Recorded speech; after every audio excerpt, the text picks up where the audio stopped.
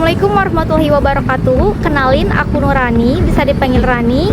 Aku mahasiswa dari Universitas Muhammadiyah Palangkaraya dengan prodi Pendidikan Agama Islam dengan NIM 2342026769. Nah, di video kali ini dengan tema Quran Hadis Lebih Hidup dengan teori The Way, Hapakat Basara, dan Storytelling Digital.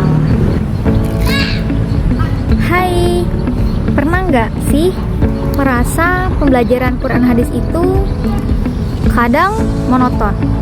Baca ayat, hafal hadis, terus selesai. Tenang. Nah, kali ini aku mau sharing nih gimana caranya bikin Quran Hadis jadi jauh lebih hidup dengan sentuhan teori pendidikan modern, budaya Dayak, dan juga media digital yang seru pastinya.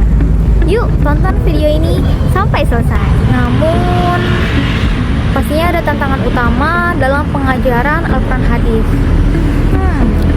Kalau kita jujur, ada beberapa tantangan besar dalam pembelajaran Al-Quran Hadis.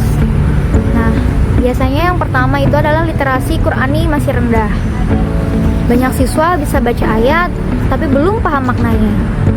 Juga metode belajar monoton, ceramah terus bikin cepet bosan. Minat belajar turun, siswa kadang merasa Quran Hadis kurang nyambung sama kehidupan mereka. Ini benar-benar masalah sih. Tapi tenang everyone, ada solusinya kok. Apa solusinya? Kita bisa pakai teori John Dewey tentang experiential learning, belajar lewat pengalaman nyata. Bagaimana itu?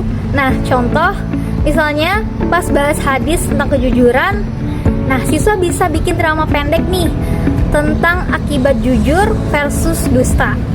Nah, kemudian setelah itu mereka bisa refleksi bareng nih, ngobrol gimana nilai itu bisa diterapkan dengan kehidupan nyata. Jadi Al-Quran Hadis itu bukan sekedar dibaca, tapi dihidupkan dari pengalaman nyata. Oke, sekarang kita lanjut ke kearifan lokal ya. Nah, karena aku tinggalnya di Kalimantan Tengah, jadi di Kalimantan Tengah ada yang namanya falsafah hapakat basara atau musyawarah mufakat. Nah, jadi nilai ini nyambung banget nih dengan ajaran Quran. Contoh, misalnya pada Quran Surah Asyura ayat 38 tentang pentingnya bermusyawarah. Jadi, guru bisa bikin diskusi nih kelompok kecil. Biar apa? Biar siswa belajar menghargai pendapat teman-teman yang lain. Kemudian, siswa juga bisa latihan nih ambil keputusan bareng misalnya untuk menentukan proyek kelas untuk mengamalkan satu hadis. So, intinya teman-teman, Hapakat Basara ini mengajarkan kita bagaimana menyelesaikan masalah dengan kepala dingin. Wah, pas banget nih buat pembelajaran Quran Hadis yang membentuk karakter demokrasi Islami. So, jadi dengan begitu, pastinya siswa merasa Quran Hadis itu bukan hal asing bagi mereka, tapi sejalan dengan budaya mereka sendiri. Oke, sekarang kita lanjut lagi ke strategi media inovatif. Nah, biar makin menarik, guru bisa pakai media digital kreatif loh. Nah, yang pertama ada podcast Islami Mini. Jadi, siswa bikin rekaman refleksi pendek, misalnya tentang ayat ukhuwah. Nah, kemudian juga ada digital storytelling, pakai Canva atau Powtoon buat bikin cerita bergambar dari ayat atau hadis. Nah, juga ada gamifikasi atau Kahoot, belajar jadi kayak main game. Wah, seru nih pastinya. Lalu kuis seru soal materi. Juga ada Metaverse Classroom atau simulasi digital. Nah, jadi siswa bisa benar-benar merasakan suasana sejarah turunnya wahyu. Wah, benar-benar oke banget ya. Nah, dengan media ini atau media yang sudah disebutkan tadi, Quran Hadis jadi visual, interaktif, sekaligus jadi dekat dengan dunia digital siswa. So, jadi teman-teman, tantangan Quran Hadis itu nyata. Literasi rendah, metode monoton, minat belajar menurun.